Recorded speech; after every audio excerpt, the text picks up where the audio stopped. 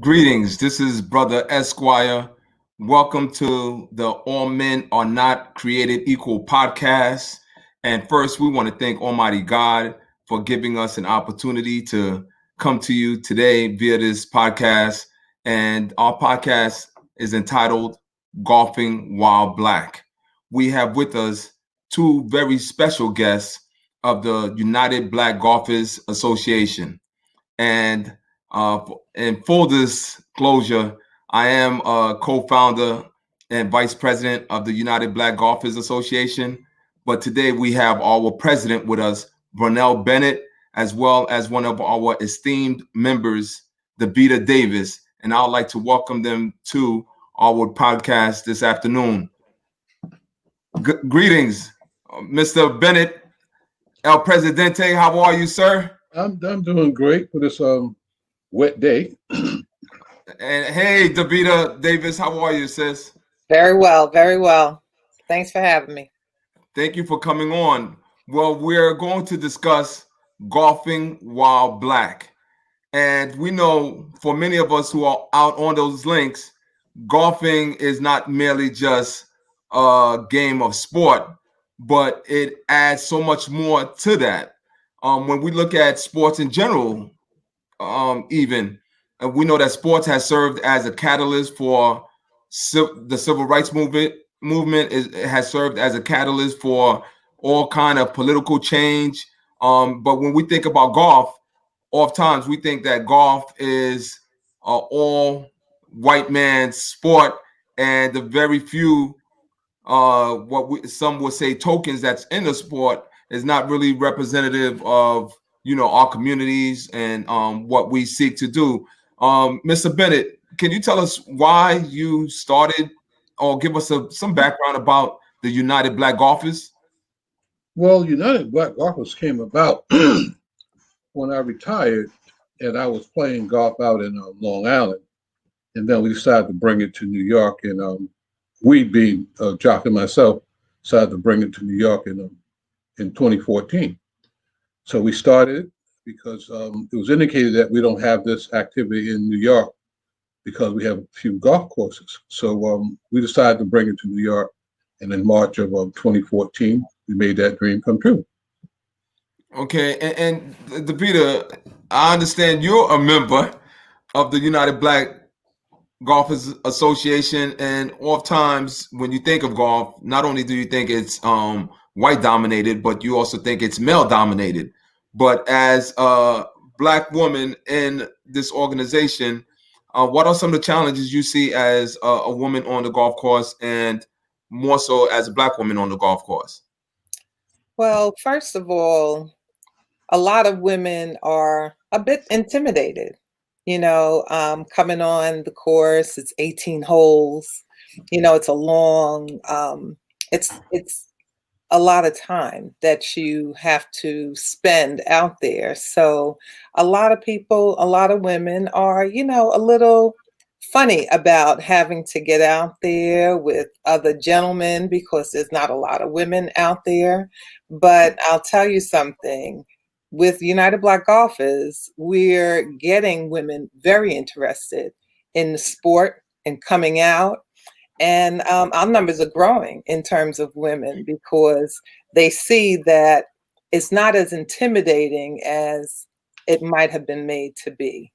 So people are starting to get the hang of things and coming out and, getting their exercise and realizing that it's just as good for women that it is for men. Okay, and President Bennett, outside of golf, what activities do the golfers engage in, and do you all sponsor any activities? Well, we have a few activities. We have our main purpose is our scholarship program, and we have had it from 2016 to 2020. We had over 36 students we've given scholarships to, totaling about $24,800. So we do that part, and also one of the main purposes also is to teach each other how to network with each other, because golfing is just more than our club is more than golf. We are among the few co-ed golf clubs. Most of golf clubs are either all men or all women, right? And our club is special because we put black in our name, distinguish who we are. At present, we have about 70 golfers, and it's a 60-40 ratio, and it's growing. And the youngest is in the 30s, and the oldest is in the 80s. So we, by being out on the golf course, we're visible. People see us. Young folks see us. They're joining blindly. Our networking that we do electronically is coming across, and people are seeing us. I get calls from all over the United States about us. They think we're this big group. We're all over the United States. We're not yet, but we're working on it. We are visible. I would say we have the most dynamic team of golfers that you ever see. That's mixed. And as you see this game, as those who are still working or younger, we'll teach them how to network. Golf is more than being on the golf course hitting a ball. Golf is a thinking game. It's like playing chess. It's like playing chess. So if you're playing chess, you don't make a move and think about it. You make a move and you're 2 moves ahead. That's what golf is. You don't just hit the ball. You hit the ball with a purpose. You got 4 strikes to get into that hole. You have to plan that out. The golf course is not made to be your friend. But if you're playing with people that look like you have enjoyment time, it's not as intimidating as it may seem. Well, there may be some pushback, and this question is for you, Ms. Davis. Some may say, well, it's a bit too expensive to play golf, and so they don't even think about, even exploring, what it costs or what it would require to get on the golf course. What would you say to that? Well, I mean, anything that you want to go after and learn, you always have to, put out a little, so I don't think that it's very expensive. The game is there. They're inexpensive clubs that you can get, a lot of people are very helpful in that they share and can give you clubs that they have and they don't need anymore. So it's not just about getting or it being too expensive. It's just like going to the movies nowadays. It's expensive to go to the movies, to take your family to the movies. So golf is a game of sport. It's something that when you're getting older, you look to do, and especially if you like the outdoors and stuff like that. So it's a way to keep yourself in shape. You're walking, you're riding, you're doing different things. So it's I wouldn't say it's very expensive. Yes, you have to spend a little money, but it's a fun game to come on out and play. Thank you. And President Bennett, how did you get started? And some may say, am I too young to start? Am I a little too seasoned to start? When is a good time to start? And give us your story. How did you get started? Well, I started playing. I was 55 years old. And how I started Wait, playing, you said 25 or 55? I mean, 55. The speed limit. That was the speed limit. 55. Okay, you don't look 55 now, Mr. Bennett. I passed 55 a long time ago. Oh. But what happened is I was looking forward for something to do. You get ready to retire. You think about retiring. And I used to bowl. And I was, I kind of injured myself bowling, so I had to find something else. And and my son said, why don't you try golf? I laughed. I said, golf? No, golf? Never played it, never thought about it, and never even crossed my mind. So I, around in my 50s, I went on a cruise, and me and the wife was on a cruise, and they had on the itinerary golf instruction. 8 o'clock in the morning, top deck. Wow. That's what I said too. I said, wow.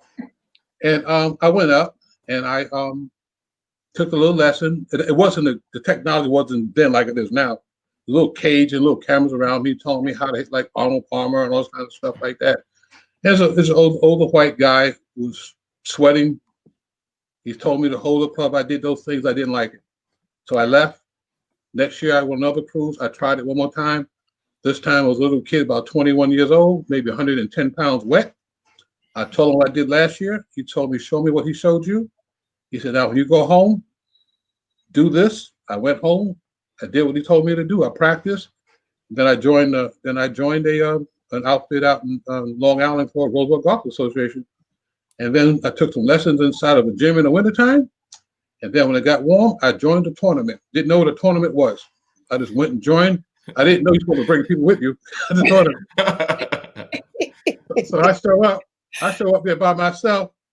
They got breakfast and food and carts and everybody there. And I'm nervous because I'm, a bunch of black guys, mixed group. And I'm a little nervous because I said, I'm new. These guys have been playing all the same time.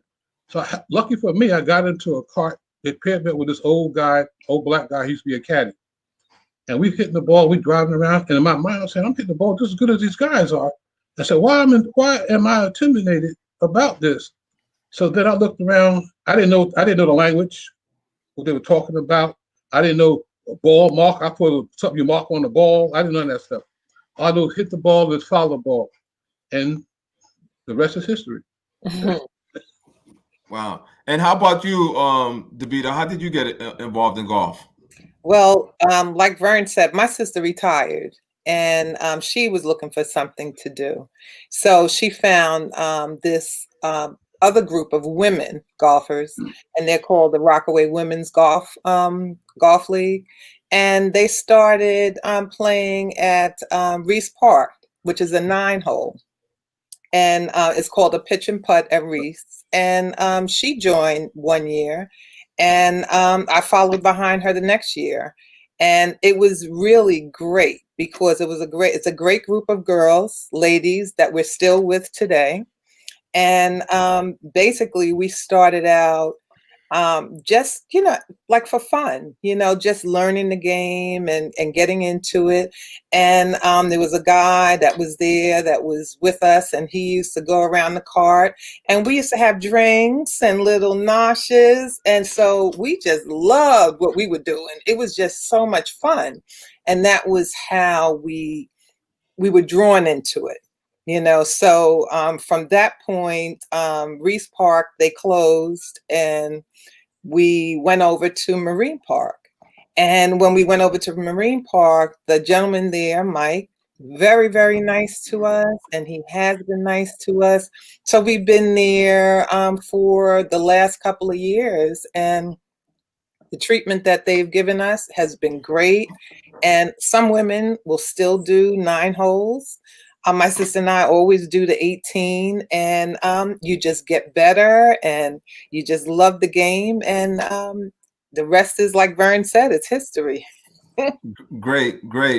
Before we go any further, we're going to ask you out there in the YouTube world to subscribe. If you're on Facebook, like our page and share this interview that we're having. We'll give you a couple seconds to do that. And while you're doing that, we're going to talk about the United Black Golfers, how to become a member, how to join the United Black Golfers. And President Bennett, can you carry this portion of the program for us? Okay, if you want to join, you can just go to ubga.org, and everything you know is on the website. But a summary of what you would have to do is our membership is a general membership. It's $20 a month, right? It's $20 a month and a $100 one-time initiation membership fee. That membership fee provides you with our colors. We have our colors orange and black. So you get a short sleeve golf shirt and a hat and some other little things we put into the bag. And after that, you pay $20 a month. And then you're a full member, and we have bylaws and rules and regulations that you have to go by. And we have members right now. Our membership spans between Long Island, New York, 5 boroughs, New Jersey, and a few associate members out in Missouri, Virginia, and Maine, and Nevada. Okay, great. And I see we have a couple of members actually tuning in. Gillette Barton, she gives a couple of thumbs ups and a heart. And we have a comment from Carvel Johnson. Mr. Johnson writes, I once thought golf was for non-athletes. How wrong was I? Once you play it, it hooks you. And I can tell you from a personal standpoint, yes, it's very addictive. And in fact, you're gonna ask for your next hit every couple of days, and you have to almost tell yourself to slow down, or you'll find yourself out there practically every single day. Mr. Bennett, how many times a week do you golf? Now we was averaging with the club. We was averaging once a week to twice a week. Matter of fact, this year, after the pandemic was around June, we came online. We played over 24 rounds of golf, almost every weekend, and a few times during the week, because our club is made up of retired and working people. So we get the weekends. We get averaging maybe 16 to 20 golfers at the weekend, and during the week we get about maybe eight to 12 golfers. And we don't golf in one place. We golf wherever there's a golf course. Well, Davida, talk to me about that a bit. Where have you been to? What courses have you been to since you started golfing? I know you're not only regulated to New York City or the Long Island courses. Have you golfed out of state at all? Yeah, we've golfed in Maryland. We went out to the Poconos. That was the first time I golfed 3 straight days of golf. I mean, you know, you would think that you'd be tired, and it was the most wonderful. We had the most wonderful weekend. It was so great, you know, and we really had a good time. We really had a great time to bond together. And the places we golfed at were absolutely, you know, it was just beautiful. The different places that we golfed at, it was just a wonderful thing. And you would think 3 days of golf for your first time, but it was just wonderful, breathtaking views, and you know, courses that I had never been on, and it was just, you know, the Poconos is a beautiful place to play. Mm-hmm. Okay, and I know, Mr. Bennett, I went through our website and saw that we've had UBGA golfers go all the way to the Middle East to golf. Is that correct? Yes, we had a couple out there in Saudi Arabia riding camels. They were golfers. They didn't play no golf, but they went out there to represent UBGA. Right? We travel. We get around between what we do as a group and what they do individually. We've covered a lot of ground. We have played in averaging about. I said when we do the weekend trips, we do either once or twice a year. We're averaging 3 highly rated golf courses. We're not talking about the local courses that's in the city, and we played vineyard courses. We played links courses. We played the regular, you know, the tree line courses, narrow, wide, all skill levels. And we don't care of your skill level, because we have skills that goes from beginners to people playing for 20 plus years. So we help each other, and we've traveled. We've covered the black-owned golf courses. We've got a couple of them, and unfortunately, they went out of business. One down in Malton and Maryland, they went out of business recently. They went out of business. I have a question, Mr. Bennett, from the president of Local 372, Sean D. Francois the First. My brother. He asked, "Does miniature golf count?" Yes, if miniature golf counts if you got 13 clubs. See,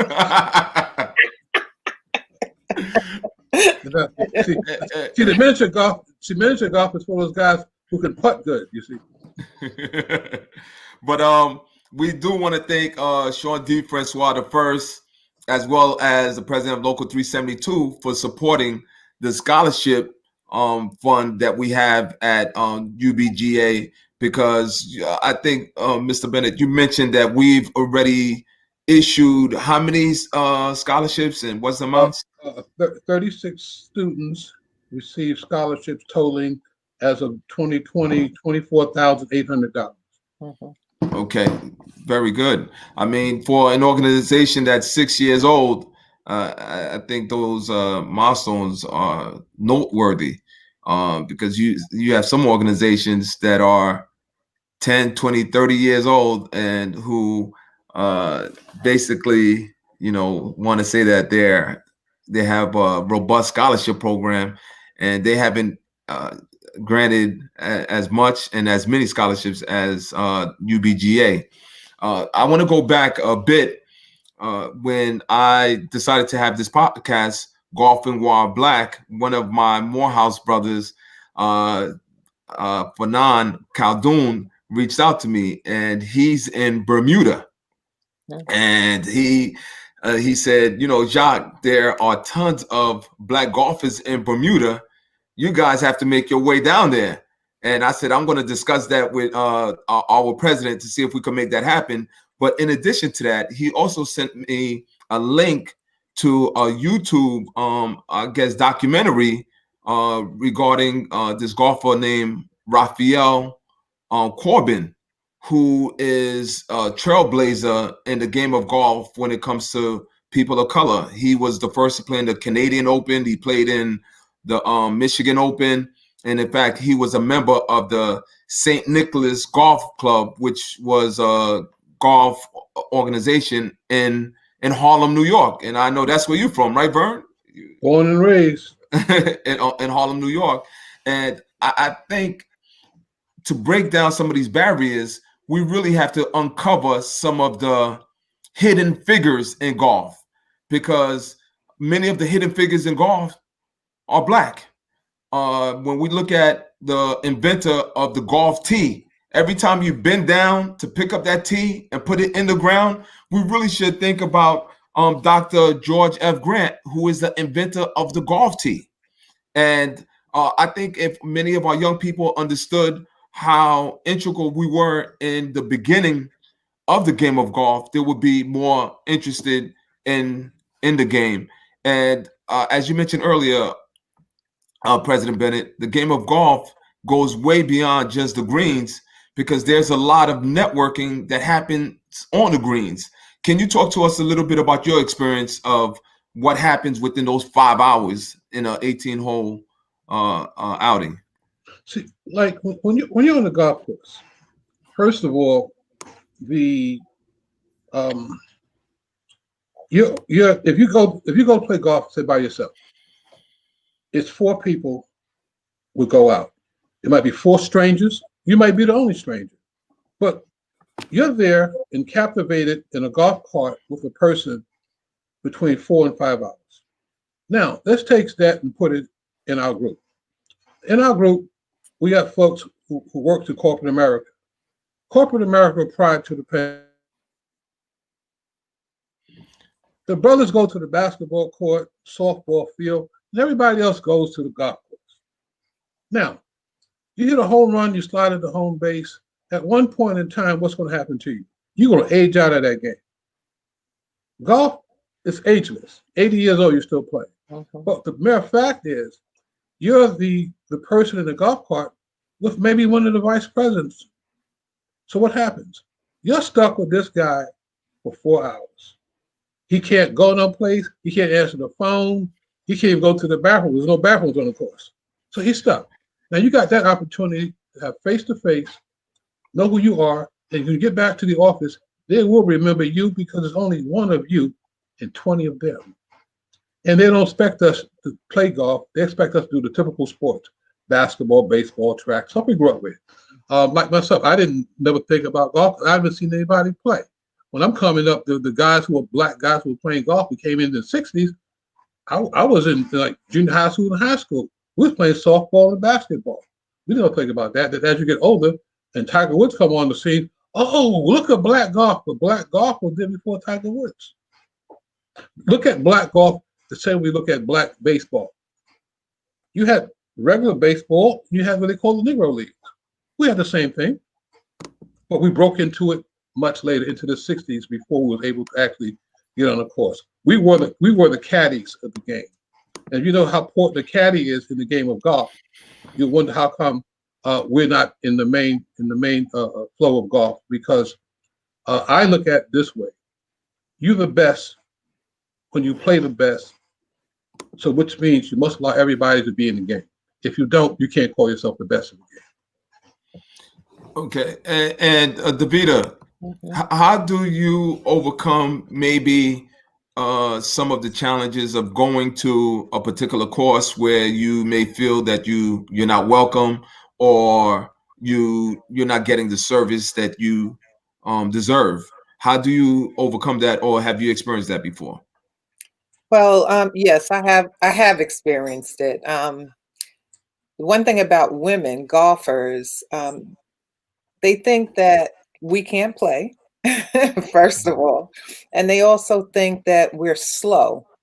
Um, what's happened to me before is one time we were out on the course, and we were moving along just like everybody else. And you have the people that ride in the carts and try to keep everybody moving along. And they're called rangers. And the ranger came by, and he said, well, you really need to keep up the pace of play. And we were like, well, we were doing that. We were doing just that. So I guess maybe he felt that we weren't moving along as well. And at that point, I got on the tee and I hit the ball, and all you did was hear him say, wow, wow.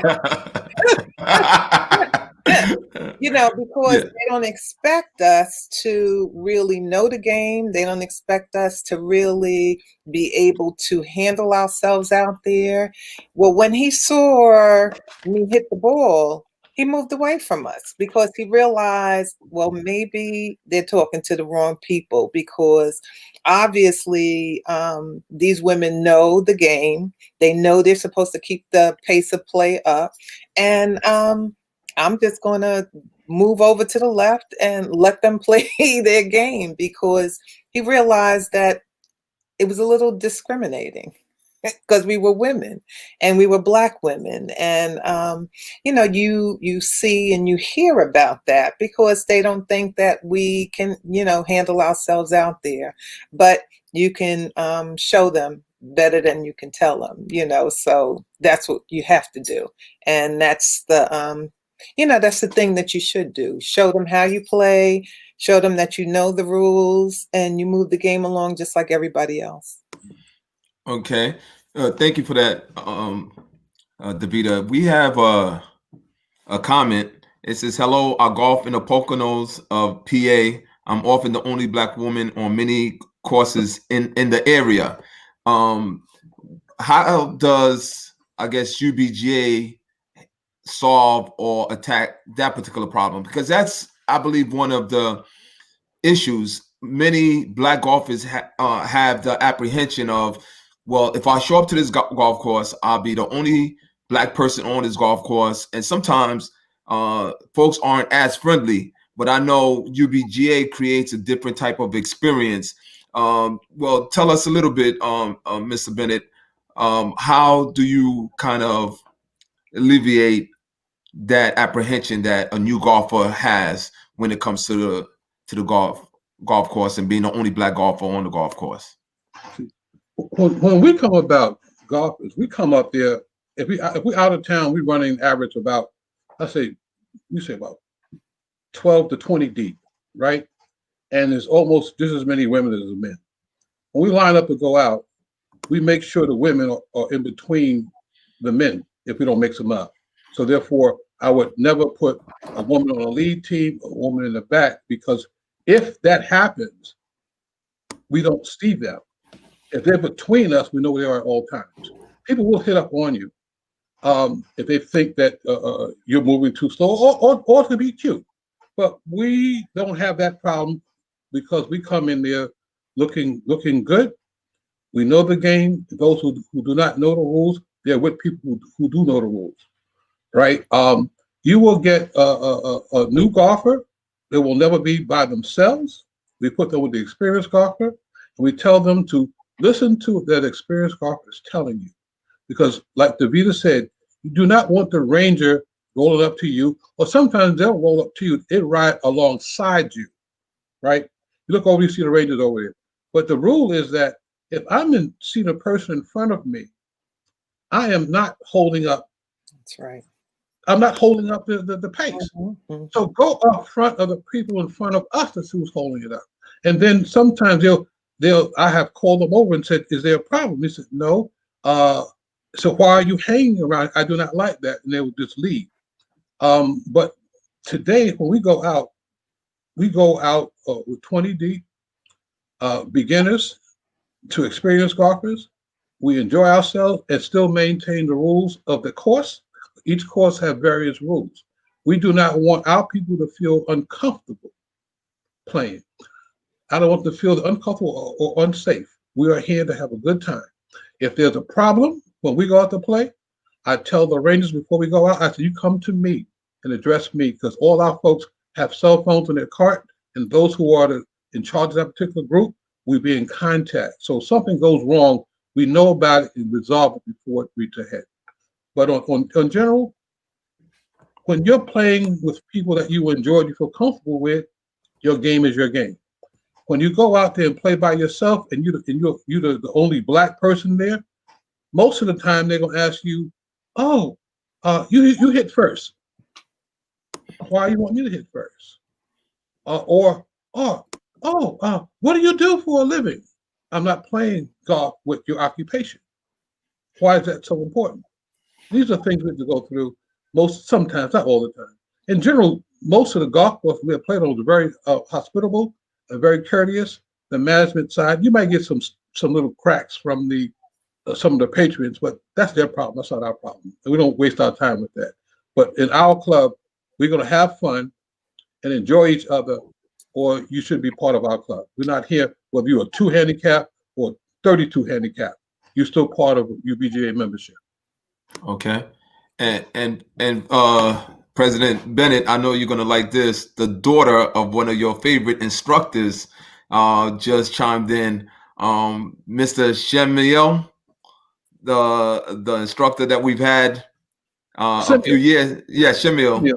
His daughter, Tara Monique, said, "My dad's second love." I like to think I'm his first, but I know going back to the age requirements or non-requirement of age, I know Shemiel, when we were out on the golf course, he was hitting the ball a lot farther than some of the younger men that were on the golf course. Shemiel was my teacher. He was one of my teachers.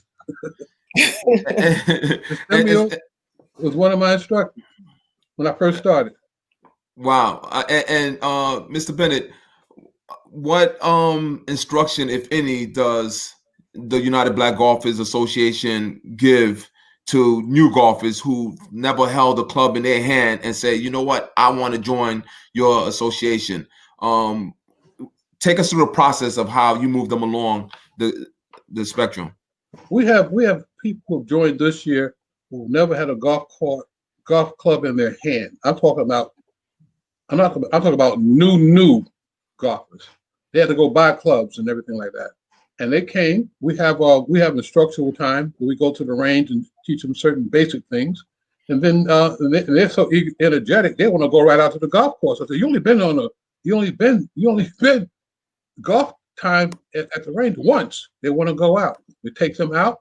We mix them up with the senior people, and usually we try to mix them up if it's 1 to 3 or 2 to 2, and we let them go out, and they enjoy themselves. They're hitting the ball well, and this game is not a visual game. You got to do it. You got to practice the game. You can't just read a book and look at it and say, "Wow, look at me." That doesn't work. We take them out. We have a good time. Now what we're doing, we go out to a club. We have our annual scholarship tournament out in Port Washington. They have a 9-hole executive course, and they have a range. We go to the range for an hour, then we take them out on a 9-hole executive course. We play 9 holes. It's a challenging 9 holes. It's Harbor Links executive course in Port Washington, Long Island, and they do very well, because once you get relaxed and comfortable, the rest of it is practice. You can't learn this game by reading the book. You got to hold that club. You got to swing the club. You got to get that first backache, that first arm ache. If you don't get that arm ache or that backache, you're doing something wrong. So you have to do it. And then after that, you get comfortable with the people that you're golfing with. And this is a game, I look at it as a game of relaxation.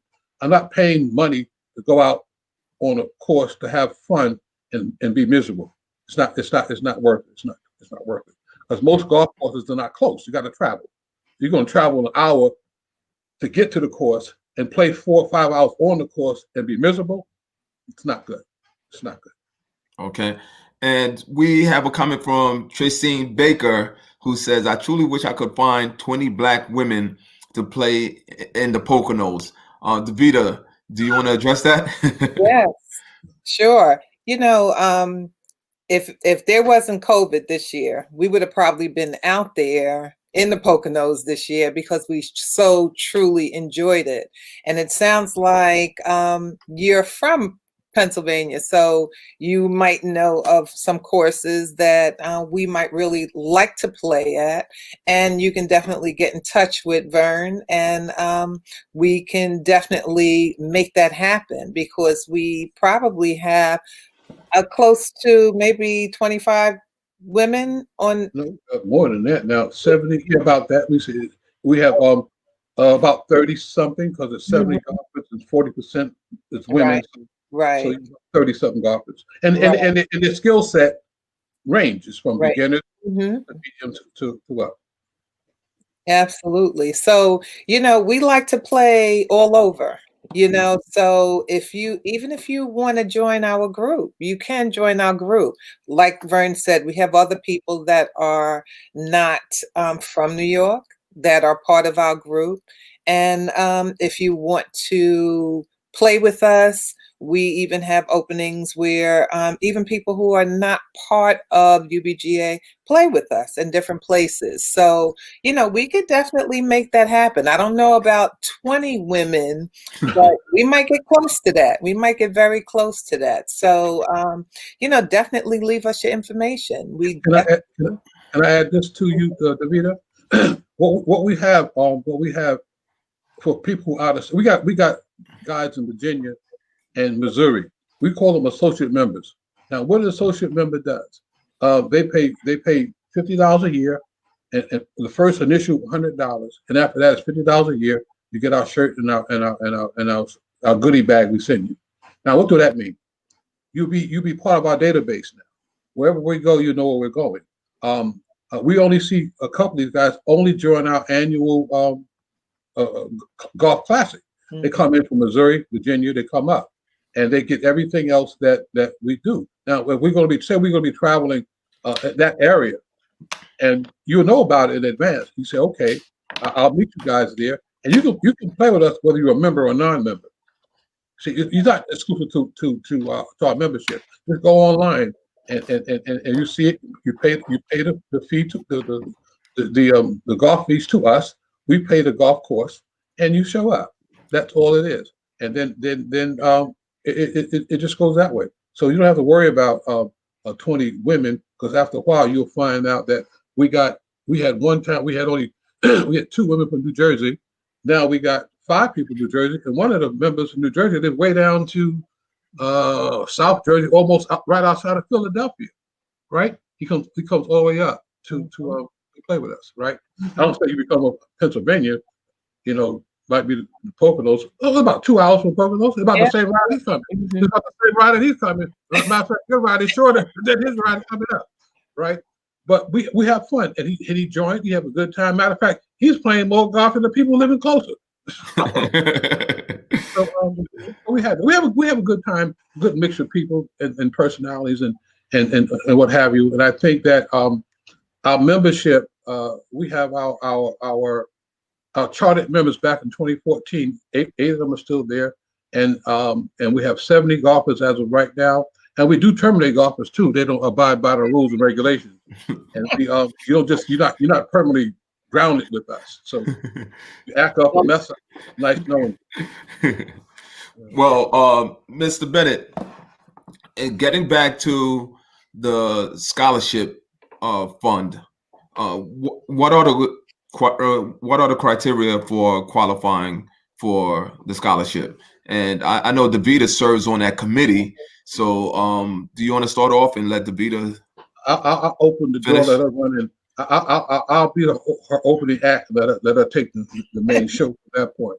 So, what we do basically, we offer our scholarship to anybody in New York City, 5 boroughs, and we've averaged early times between five. Now we do eight scholarships of $800 each, and the criteria for those scholarships, I'll let Davida tell you all that, because she handles all that paperwork and all other stuff that be coming through. So I'm not gonna take her job away from her. So give it to my girl Davida. All right. So you're gonna triple Davida salary, right? Put a couple of O's on the zero. Zero. But no. So what we do is we try to get in touch with the different schools and guidance counselors, and let them know what we're doing, so that it opens it up to all high school seniors that are graduating. These counselors, guidance counselors, help them to get their paperwork in. We need their grades. We need their information on what they might be taking when they go to school, their grade point average. Basically, we're looking for people with 75% or higher grade point average. But what we mostly look for in our kids is, children that are actually giving back to their schools. They're doing their giving like their time and their talents to their schools, doing a little bit for the school or outside of the school. What do you do? What do you give back? How can you say that you're really making a difference? What are you doing in your school in terms of your free time? How do you give back your time to your school? What are you doing as a person? And how do you become that person that you're looking to become when you get to college, and different things like that. Young adults, they become aware of themselves, and these young adults right now, they are just, it's just beautiful to see how much they're doing, these kids. I mean, not only are they doing their schoolwork, they're just giving up their time to different agencies, and they're really showing that it's more to life than just themselves. They're really trying to show what they're doing and what their interests are.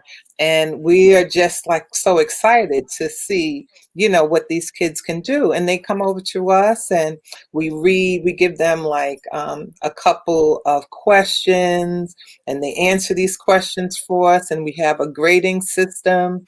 And I tell you, it is like the hardest thing to pick out of eight students. We'll have about, one year we had about 50 kids that actually put in for the scholarship. So the money is necessary. They need this money for books and different things like that when they're going to school. And it's just been awesome to talk to these young adults and to find out what their interests are and what they're doing, because it is so exciting to see our young adults are doing such great things. And just being in the scholarship committee has really opened my eyes up to what the good work we do, in getting this money to these students. And the kids that are selected, we have them come down to our event at the end of the year, and it's just, we get to see them, we get to see their families, we keep up with them. really, really a great thing. And this is part of what we do at our organization. It's not just golf, it's how we give back and what we do and finding, people to interest themselves in golf because we want, these young adults to be interested in golf and to find out more and look to coming back to our organization and joining our organization and being a part of us. Okay, great. Mhm. Mr. Bennett, what advice would you give to a young person who's thinking about, picking up a club and why they should do it? What advice would you dispense? I would tell the young adults the same thing I told my grandson.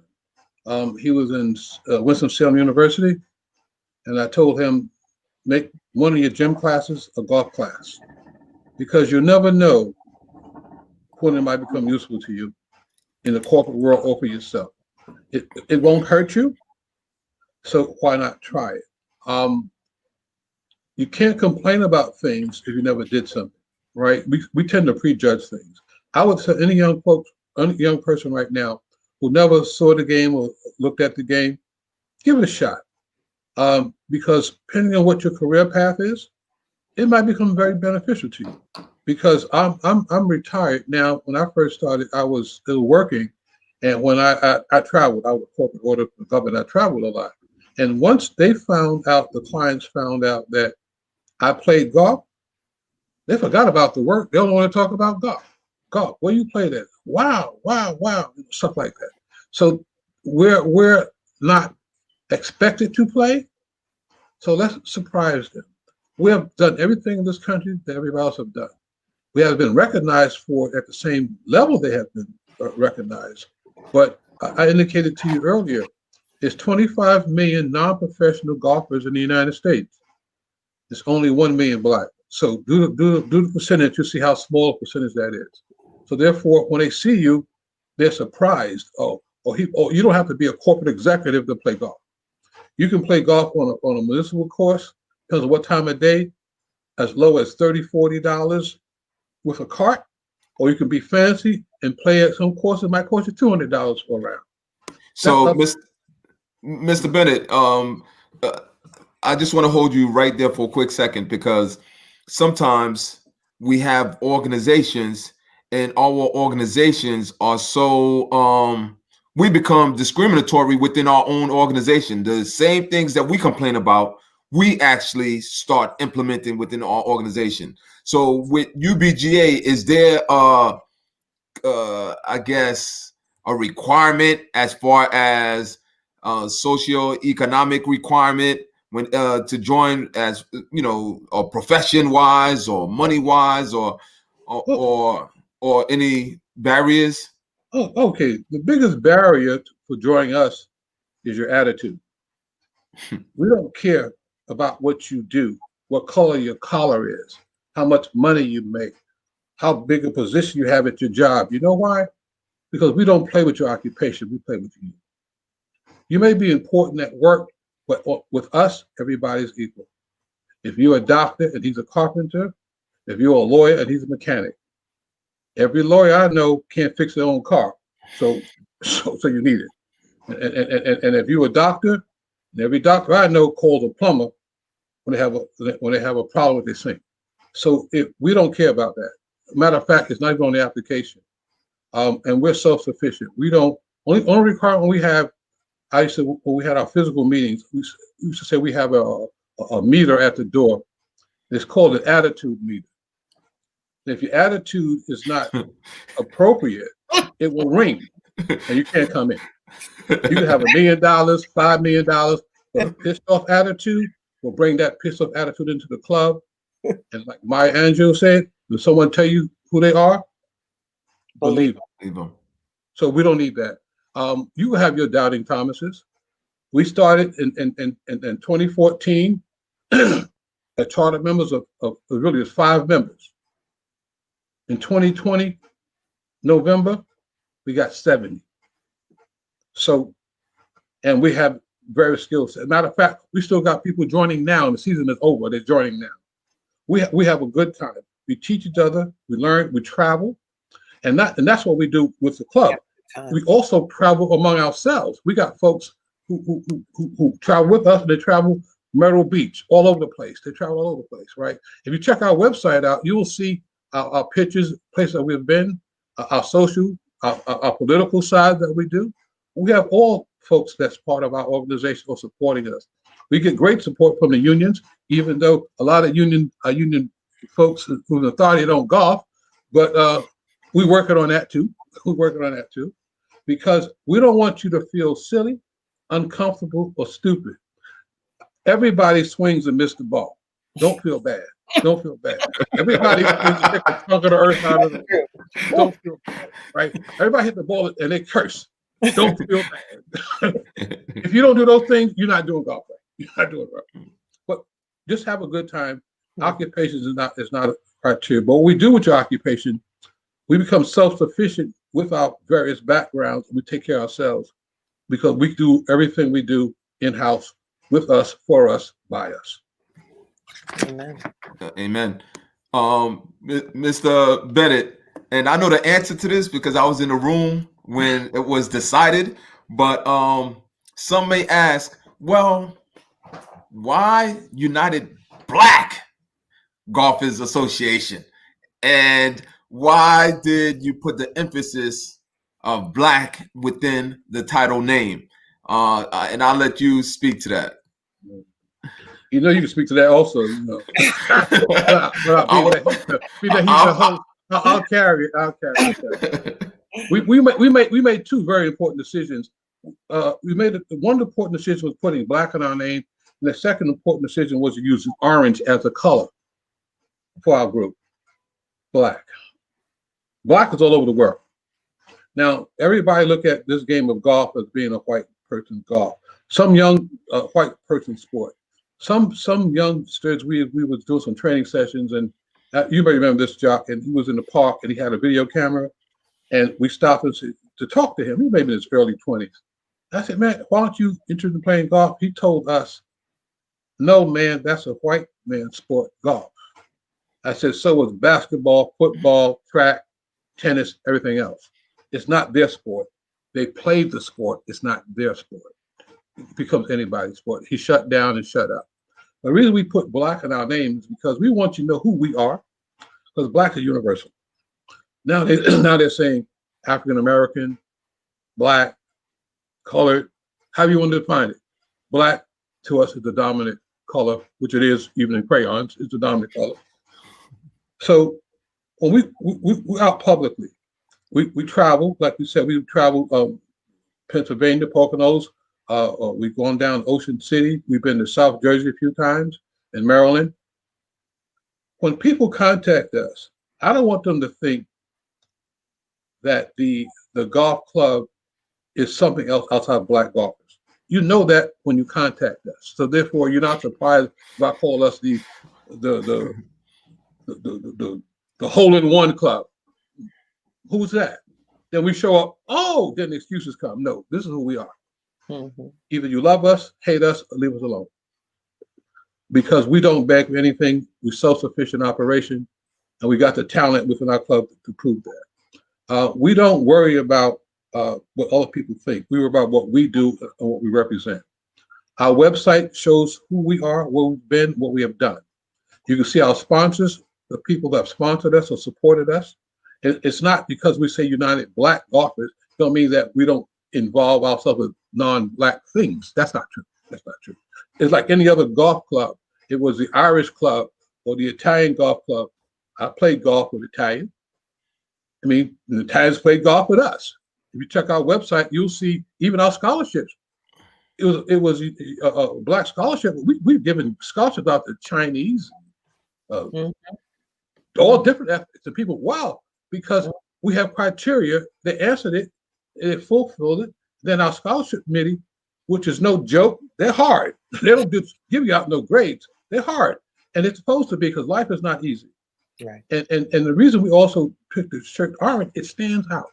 Picture this: you're on a golf course up in the Poconos, where it's a handful of black folks outside of the employees up there, and you got 20 orange golf shirts with brown skin, green grass, you'll be seeing a country mile. We're there, and we wear it proudly. We have gotten challenged once or twice, but that's typical. That's typical because we're not going there asking for favors. We negotiate professionally. We've got enough team, enough talent in our organization to sit down and negotiate anything you want to negotiate. We got people that can do it. And what I don't know, we go outside and get. Matter of fact, our golf club is among the few who have trademarked our name. Our logo is trademarked, and our acronym is trademarked. So therefore, if anybody feel they want to use our name, that's fine. We got 5 lawyers on staff, and we let them make money on it first before we send them after them. That's fine. So we don't worry about that stuff. We are well-tuned, fine oil machine with some of the best folks that I've run into. And we didn't have this golf organization, I would have known Davida. I would have known her. Mm-hmm. I've known Jack through other aspects, but a lot of young folks that we're running into, and how do you folks say it on Facebook? We got like a 1,000 likes and 1,100 followers or something like that. They told me. So I mean, and they're out there. We get questions all the time. I got a call. Matter of fact, next week. I got a call from the BBC, the British Broadcasting Corporation in London. It wanted to do an interview with me on blacks golfing in the United States. And why do they pick me? Most of the time they say they Google black golf and we're the only name that come up. Because there are a lot of black golf groups out there, but they don't have black in their name, so they don't know who they are. That's what we do. Yes, sir. And Vern, I would like to add to what you said as well, because interestingly enough, when we first incorporated and started marketing United Black Golfers Association, I had gotten a text message from a white acquaintance who was friends with me on Facebook, and she was really upset that we incorporated the name United Black Golfers Association. And I said, wow, you haven't said anything about the Sons of Italy or the Irish Foundation for whatever, or, the Britons for whatever cause. It seemed like it doesn't matter until Black people embrace who they are and embrace their culture and embrace being Black. That's when it was a problem. I said, out of everything, that whole week we were receiving all kind of congratulatory messages. Great job. I can't wait to, join. And then she writes, I would have loved to support you all, but why does it have to be Black golfers? I said, oh man, it touched the nerve. But it also let us know that when you are self-respecting, when you love yourself, you're going to have those who don't accept it or digest it that well. And the great thing about United Black Golfers Association, we don't care what you think. We're going to treat you according to how you treat us. And I've been on a golf course, as you said, President Bennett, for the most part, the folks who are collegial with us, we're very collegial with you. But if you're not collegial with us, we're going to find a way not to support you or support your establishment. It's that simple. We don't go where we're not wanted. And as long as you appreciate who we are, we're not going to have any problems. And I say that to say, the lead up to Mr. Bennett, you talked about tournaments. Where were the last few tournaments that UBGA had, and how was the treatment at that particular facility? I'll put it this way: we have had 4 or 5 tournaments, and the last 2 was at Harbor Links in Port Washington. If you ever played there, it's a lovely course. Nice. And we went out there to negotiate the deal for the course in 2016 and 2019, 2018, and we played our first round out in Harbor Links, and we booked for 72 golfers. We had to shut it down at 120 golfers, and people was on a standby list to play. The course treated us, I mean, fantastic. They wanted us there. They showed us they wanted us there with the hospitality. I've done a lot of golf outings in my tenure, and this outing here with this group with the folks at Harbor Links was fantastic. The management was great. Anything we asked for, they gave us. The things we didn't know, they gave us. They went out backwards. They enjoyed it. We enjoyed it. We had a long day. People enjoyed it. Matter of fact, we had our last outing this year. It was during the pandemic, so we had to shut it down a little bit from 120 to about 80 because they had individual ride carts.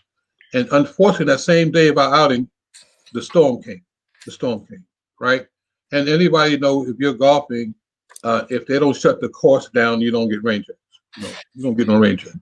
And it stormed. It wasn't no rain. It was a storm. And we had 80 golfers registered, and of that 80 golfers, 65 showed up, and people came as far from Virginia and South Jersey, and from the people who knows anything about the Shinnecock Reservation came from there to play with us.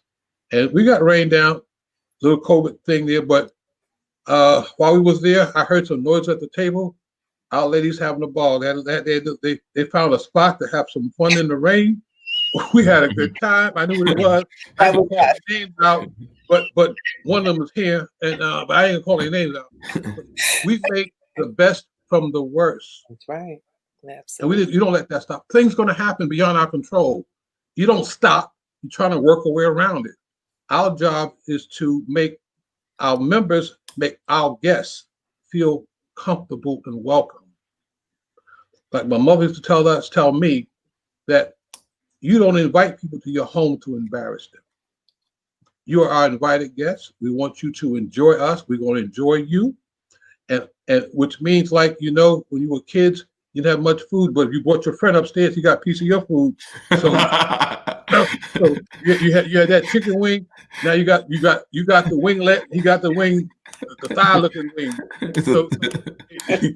So if they come up, we're gonna treat them like family. And we don't care who you are, and we don't put no color on the family. We look at relationships and hospitality and how, like Jock said, you treat us, we treat you the same way, but we're not going to take or stand for any disrespect in any way, shape, or form.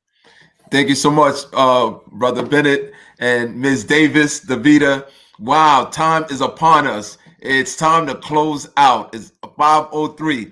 So, Ms. Davis, I'm going to ask you to go first with some closing remarks, then ask Mr. Bennett to give us some closing remarks, and I'll tie it up with some announcements. And again, thank you all. But Davida, any closing remarks, especially for your Black women magic, your Black girl magic crew that's out there? I'm getting all these text messages now saying they want to join.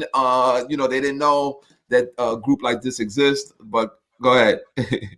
Well, I just want to say, you know, for the 5 years that I've been with the group, it's been a hell of a ride. We've really had some great times, and I've met some wonderful people, and I'm looking forward to meeting a lot more people. So I want you guys to not, you know, feel like you can't come down and come and check us out. Look at our website, because we're here to stay, and we're going to just get more and more people that enjoy the game, that want to learn the game, and are going to ride with us. So just come on over. UBGA. Yes. Okay. Thank you so much, Davida. And I see, before we let our esteemed president get on, I see one of our very new members, but she's not new to the community. Adrian Felton just jumped on the line and said, thank you. Yes, Black Girl Magic. We see Juliette Barton, our secretary, said yes. So Black Girl Magic is supporting you big time, Davida. And again, with the United Black Golfers Association, we're a co-ed club, and our brothers hold down our sisters, and our sisters hold down our brothers. There's no gender wars here. We're one big family. And right now, I'll let our president close us out, and I'll follow up with some announcements. Thank you. I'd like to take this opportunity to thank you, Jock, for putting this together. Exposure is among the most important things you can have. How you're exposed is another thing. But we run a quality operation. Jock created his podcast, "For All Men Are Not Created Equal." It's true. We know the problems in our society and our structure. We can't keep worrying about what other people think about us. It's what we think about us and how we do ourselves. I tell our members, when you're wearing an orange shirt, you represent us. If you want to act a fool, take the orange shirt off and represent you. Because people remember that shirt and that's in the emblem, and they'll remember who you are. So we are serious about that. Members, welcome. UBGA.org is our website. Matter of fact, we just developed a new website, and the old website is up now. In about a week or two, you'll see it change to a new dynamic website. People told us, "What's wrong with the old one?" When you see the new one, you'll see what's wrong with the old one. Right? It's a total difference. We put time and effort in it. We use most of the talent that we use is among ourselves. We got the talent there. We don't have to reach outside for our talent. It's there. If we don't have it inside, we go outside and get it. That's what we do. But again, anybody who's interested in learning anything about about our group, you can go on UBGA.org, and then within 2 weeks or so, you'll see the new site pop up. We don't care how new you are. Only thing we ask you to do is have a good attitude and have a good personality. Like one of our newer members indicated to us, I'm going to put her out there because I think it's important. We had our outing out in Harbor Links during the storm this year, and she is a new golfer. She lived in Brooklyn, and Port Washington is Long Island. It's not good for public transportation. She took her clubs on the subway, got on a railroad, and took an Uber to the golf course in the storm and played maybe 3 holes. That's how bad the storm got. Last Tuesday, she joined UBGA. Right? Oh, wow. She joined. She actually joined. And she said this. She said, one of the things I like about UBGA is that you guys are not so much about golf. You guys are more so about people. And that's what we're about. Golf is an avenue, but the people are our concern.